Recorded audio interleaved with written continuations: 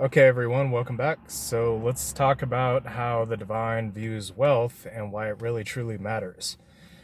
Now, I know that divinity was going to be one of the things that I talked about on this channel. And again, this is not the finance channel. This is my own personal channel. Okay, this is where we talk about anything. Doesn't matter what it is. Again, we were kind of thinking about, like, are we going to put it on the finance channel or are we not going to put it on the finance channel? So we made a decision. We just decided, screw it. We're just going to cut it, keep it completely separate. So that's what's going on. Um, so here's pretty much the short of it, okay?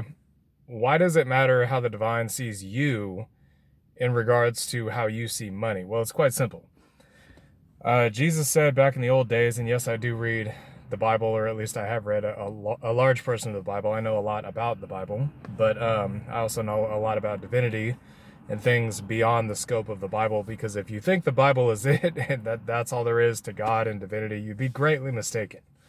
There's so much more out there in creation that's not talked about. I was told this once by a close friend of mine, that God has the right to reserve certain things for himself if he wishes, meaning there's secrets that God maintains. And this has actually been proven in the book of Enoch. You can even see it when the Watchers fell from God's grace, when, the heavens had to go to war with these beings that were commissioned with being overseers over humanity. It was discovered by them before their unfortunate demise that there were some things that they didn't even know about God and about some of the higher realms of existence, even in the heavens. So, but yes, there are some things that the divine will not tell you directly. So again, if you think the Bible is the scope of everything as a Christian, you'd be mistaken. It is basically the core principles, essentially, is what it is. But above and beyond that, there's a lot more that has yet to be known or ever be known. So, something that was said by Jesus a long time ago was that a good tree cannot bear bad fruit and a bad tree cannot bear good fruit. And I found this to be true. Okay. So if you're a good person, you're incapable of doing bad things, right? Your energy, your spirit, the things that the divine is really concerned about, which we'll talk about in a later video. It's not that the actions themselves don't matter. It's the intentions of the heart that really truly matter. But we'll discuss that in a separate video. And the inverse is true, right? A bad tree cannot bear good fruit. So if you have a good spirit, you're not going to be able to bear bad fruit. If you have a bad spirit, you're not going to be able to bear good fruit. It doesn't matter how much you want to fake it. You can be good and act like a little badass, and you're never going to be a badass, right? You can become one. You can become like a boxer or fighter or something like that, but the nature of who you are will never be evil, right? And the inverse is true. It's not possible, because what's tied to you, to your physical body, is beyond your comprehension. It's known as the subconscious. It's up there, and it's who you've always been before you were ever even born. Everybody knows about this, stories of reincarnation and spiritual planes of existence and all that kind of stuff. So it's not really new. Everybody that understands these things knows about it. But the reason I bring this up is this. Okay, so the divine is, if you're a good person, here's how they're going to treat you, okay? If you are somebody who wants wealth and you want to get it, they may be willing to give it to you, but they're not going to give it to you easily most of the time. Sometimes you might have to work a little bit less hard for it. Sometimes you might have to work a lot harder for it. It really depends on the situation, right? It also depends on what you're capable of. They're never going to give you more than what you can handle.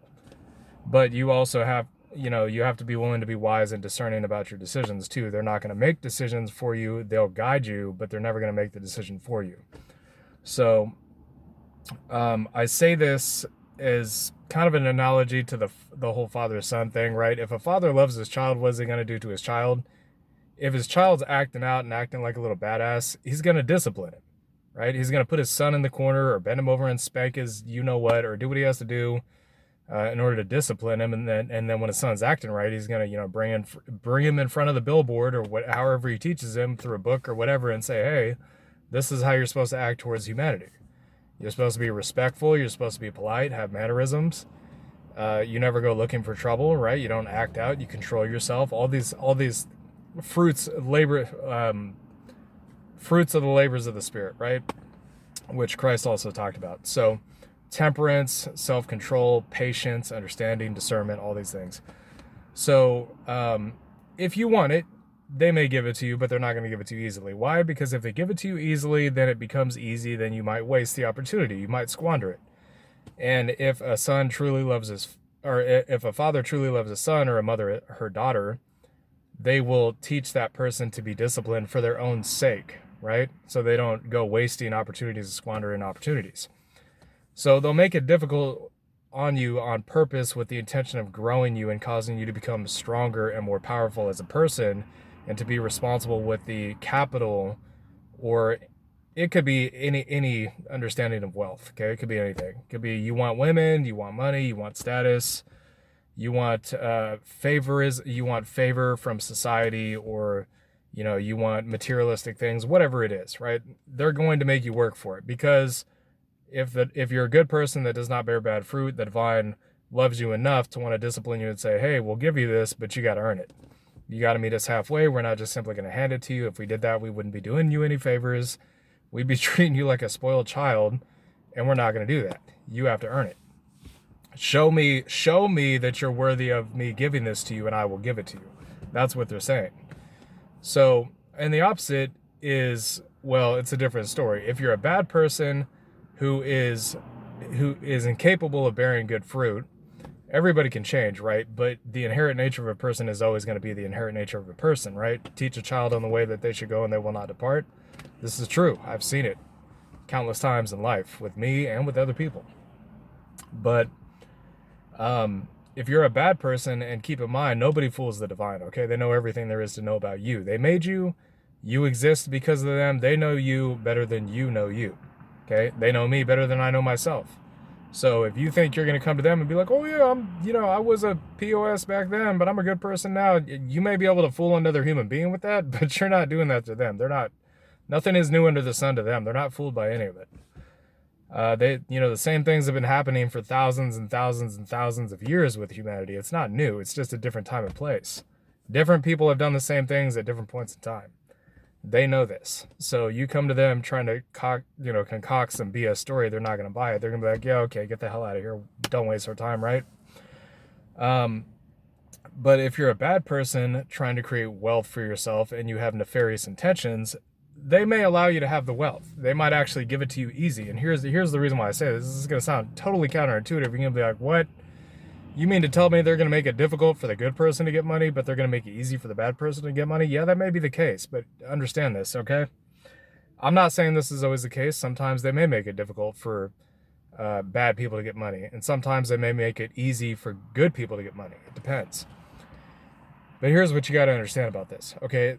The divine knows that every man and every woman on earth, their days are numbered. So at some point in time, the bad person and the good person are going to die equally at whenever their due time is, right? And when that person dies, they're going to have to go stand before God and before the divine and do a life review, and then be sent off to wherever they're sent off for hundreds or thousands of years or a few decades or whatever, whether it be back to earth in a new life to start over, straight to heaven, which is rare, that maybe 3 to 5% of people that die ever go straight to heaven, okay? Or to an alternative simulation to get ready to go back to earth, or straight to hell through the refining fires of hell to be kind of softened up around the edges a little bit for the next lifetime, right? God is not willing that any should perish, and there's probably very, very few people ever that are really, truly bad enough to be in hell for eternity. It sounds crazy, but this has been my experience with the divine and with God and the understanding of existence, right, as I understand it. And I've been doing this for 15 years. I'm very good at what I do. So for those of you naysayers that are like, well, it doesn't say that in the Bible. It says everybody's going to go to the lake of fire or whatever. Yes, I understand what the Bible says. I'm telling you what I've been told, okay? So they may make it easy on the bad person to get money with the intention of allowing them to have a false sense of security because they understand the nature of arrogance, okay? They know that arrogant people are ultimately very easily lulled into a false sense of security. They believe once they get to a certain point that they're untouchable, their shit don't stink, and nothing bad can happen to them, okay? These kinds of people are very, very easily lulled into a false sense of positive security. Like nothing is ever going to come crashing down on them. And the divine will allow them to easily, perhaps in some cases, get what they want based on bad means, deception or God knows what else, backstabbing, double crossing, you name it, right? All the manipulative tendencies of a narcissist. So they'll intentionally allow that to happen, understanding that this person will be fooled into believing that they somehow succeeded because they deserved it, and now they got it made and all that shit, and then all of a sudden one day everything comes crashing down when they least expect it. Everything that they had that was given to them easily, instantly taken away. Okay? Because why? Because the divine is the ultimate judge. They are fair across the board. If you deserve something, you'll get it, whether it's easy or hard, and they'll allow you to keep it. If you get something that you don't deserve, whether it's easy or hard, they're going to take it away.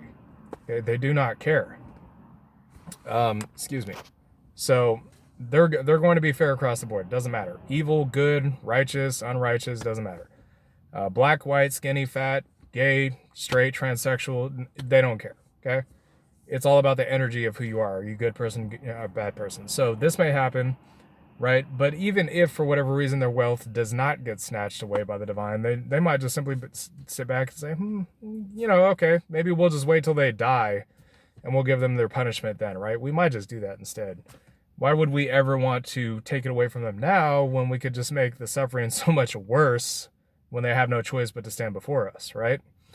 And you can't stand before God in the divine and spiritual form and lie to them or do anything except feel completely and utterly vulnerable, and everything you've ever done will be known, and you'll have to relive the entire experience from every person's perspective that you ever interacted with on earth, ever. So for an especially bad person, that's going to be a very torturous experience. It's not going to feel good for them. So, it'd almost be like there's the delaying of their suffering was intentional, with the intention of making them suffer even more, because somehow they are more worthy of that than they are just having the thing that they didn't deserve snatched away from them. So you got to understand how all this works from a higher perspective. So yeah, this is pretty much it in a nutshell. It gets deeper and more complicated than this, but I'm going to cut it here because, I could be talking about this very same subject for hours and I don't want to drag it out. We could do that maybe some other time. So anyways, love, peace, and blessings, y'all. Hope y'all have a great day. Peace.